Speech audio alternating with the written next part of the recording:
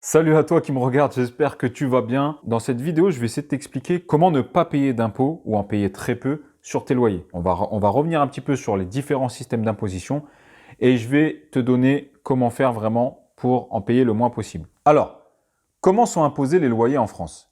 Alors, tu sais qu'il y a deux catégories. Il y a les loyers dits de la location nue, ce qu'on appelle des revenus fonciers, et il y a les loyers tirés de la location meublée, ce qu'on appelle les revenus BIC, bénéfices industriels et commerciaux. Et il y en a un qui est beaucoup plus intéressant que l'autre, notamment le meublé. La location nue, ça peut être intéressant, mais quand tu as vraiment beaucoup de travaux. Je vais essayer de t'expliquer. Alors, dans cette catégorie de revenus fonciers issus de tes locations nues, tu as deux régimes. Le premier, c'est le microfoncier. Donc là, comment ça se passe? Tu prends tes loyers à hauteur de 15 000 euros maximum, tu viens les ramener à tes revenus, du salaire ou autre, et ils sont taxés selon ta tranche marginale d'imposition, disons 30%, plus 17,2 de contribution sociale. Imaginons, tu touches 15 000 euros de loyer, d'accord? Ils vont te faire un abattement de 30%, ils vont venir ramener tes 10 000 euros sur tes salaires et ils vont les taxer à 47,2. 30% ta tranche marginale plus 17,2. Donc sur 10 000 euros, tu vas donner à peu près 4 720 euros. Et ouais, je sais, ça pique. Ensuite, tu as la deuxième famille, dans ces revenus toujours de la location nue, tu as une deuxième famille qui s'appelle le régime foncier au réel. Qu'est-ce que c'est? Comme sa définition l'indique, c'est au réel. C'est-à-dire qu'on va compter tout ce que tu dépenses, tout ce que tu rentres, on va faire addition, soustraction, il va rester un chiffre. Pareil, on va venir te l'imposer sur tes revenus, ta tranche marginale d'imposition, plus 17,2% de contribution sociale. D'accord? Reprenons un cas où tu touches par exemple 20 000 euros de loyer, tu es en location nue, tu as 2 000 euros de charges de copropriété par an, une taxe foncière de 1 000 euros, 3 000 euros, des intérêts d'emprunt de 5 000 euros, donc on est à 8 000 euros, des petits frais annexes, des petits travaux que tu aurais pu faire, 2 000 euros. Du coup, sur tes 20 000 euros de loyer encaissé, tu as réussi à venir dégréver 10 000 euros. Et ces 10 000 euros-là, on va venir, pareil, te les taxer selon ta tranche marginale d'imposition, plus 17,2% de CSG, contribution sociale. Le régime foncier au réel, pour moi, celui-là, il est intéressant lorsque tu as des gros travaux. Par exemple, tu as acheté quelque chose de ravagé, une grange, que tu as divisé, etc. Là, il est intéressant parce que tu as des gros travaux à venir m'amortir. Donc, tu peux amortir tes travaux à hauteur de 10 700 euros par an. Tu peux venir m'amortir ces travaux chaque année. Donc là, il est intéressant ce régime quand tu as des gros travaux. Donc voilà, si tu fais de la location nue, il faut que tu saches que c'est à déclarer sur la déclaration CERFA des impôts qu'on appelle 2044.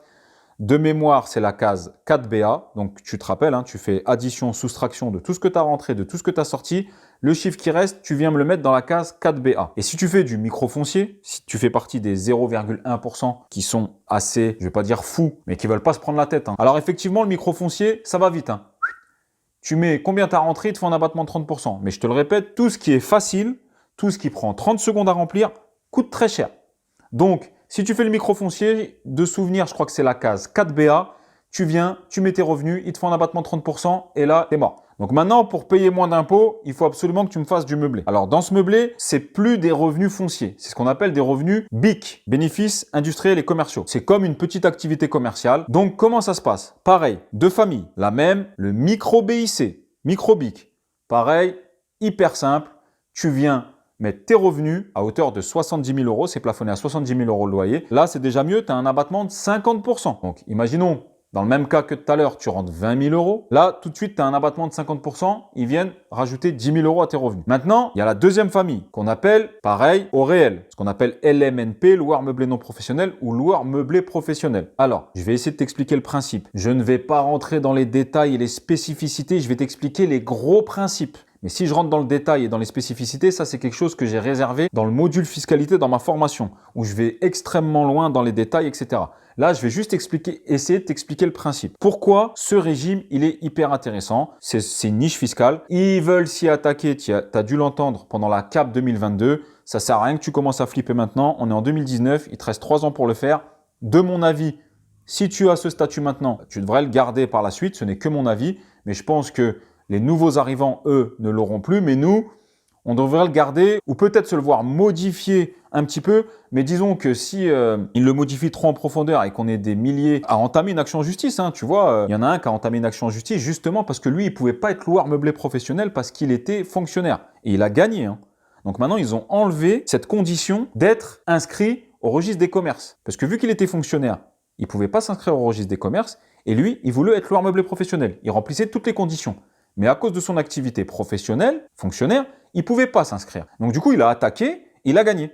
Donc demain, si tu as 200 personnes qui disent « Attendez, nous on était LMNP, on a fait des investissements, des prévisionnels, on n'est pas d'accord, pour moi il y a quelque chose à gratter. » Ce n'est que mon avis. On verra en 2022. On n'y est pas encore. Pour l'instant, mets ça dans un coin de ta tête, mais prends ce qu'il y a à prendre, continue à faire ce qu'on a le droit de faire.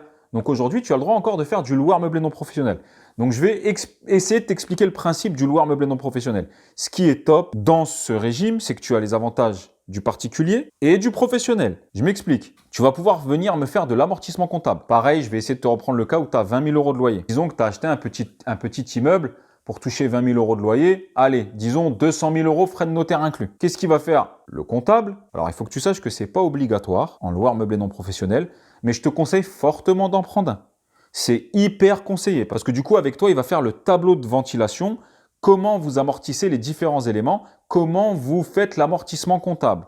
Tu as des éléments qui s'amortissent sur 25 ans, d'autres sur 20 ans, d'autres sur 7 ans. Donc ça, c'est vraiment avec lui que tu dois le faire. Si tu veux essayer tout seul, franchement, je ne te conseille pas. Surtout que tu as une réduction d'impôt de 915 euros. Si toi, tu adhères à un centre de gestion agréé, tu auras cette réduction d'impôt. Donc vraiment, vraiment, vraiment, ça ne vaut pas le coup de s'en passer. Mais je t'ai dit, je le détaille 10 fois plus dans ma formation. Je ne vais pas rentrer dans les détails, je vais juste expliquer le principe de ce statut.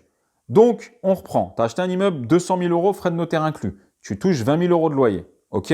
Comment ça va se passer? Tu vas aller voir ton expert comptable et vous allez faire un tableau de ventilation sur les éléments que vous allez venir amortir comptablement. Qu'est-ce que c'est de l'amortissement comptable? Les impôts considèrent que c'est un bien professionnel, c'est-à-dire que ce bien, il s'use. Que tous les ans, tu as des éléments dans ton immeuble qui s'usent. Façade, toiture, plomberie, électricité, meubles, et que tous ces éléments qui s'usent et qui perdent de la valeur chaque année, on va t'autoriser à venir les déduire de ton résultat. Tu me suis? Je te reprends. Disons que ta toiture, avec l'expert comptable, vous allez dire qu'elle vaut 100 000 euros. Je te donne des chiffres qui ne sont pas contractuels. 100 000 euros. Avec ton comptable, vous allez dire, on l'amortit sur 20 ans. 100 000 euros, ça veut dire que tu as le droit de venir amortir 5 000 euros par an de vétusté. Ta toiture, elle s'use. Tous les ans, elle perd 5 000 euros. Elle s'use à hauteur de 5 000 euros. Et il considère que dans 20 ans, il faudra que tu la refasses entièrement. Donc tous les ans, tu vas pouvoir venir me prendre 5 000 euros. Tu vas pouvoir venir contrer les revenus fonciers avec ça. Donc tous les ans, tu vas pouvoir faire de l'amortissement comptable. Et là, je t'ai parlé de la toiture. Mais tu vas pouvoir en plus rajouter dans cette enveloppe l'électricité, la plomberie. Alors chacun sur des durées différentes. Hein. Ça ne s'amortit pas sur les mêmes durées. Mais de l'électricité, de la plomberie, tes meubles, etc. Tout ça, tu vas me gonfler cette enveloppe et elle va venir servir à contrer tes revenus fonciers.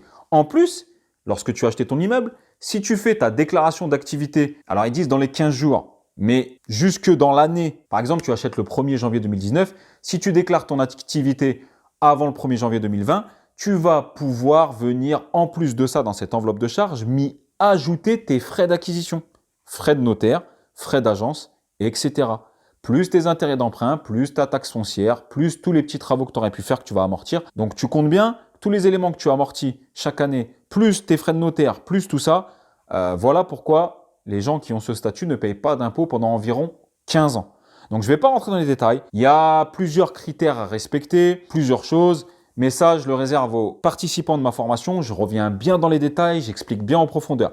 Mais voilà pourquoi ce statut, ça reste une niche fiscale. Ils veulent s'y attaquer. Mais pour l'instant, elle est toujours dispo, donc serre-toi-en. Ne te prends pas la tête à penser dans 3 ans. Ce qu'il y a de prenable maintenant, prends-le. Et dans 3 ans, on avisera.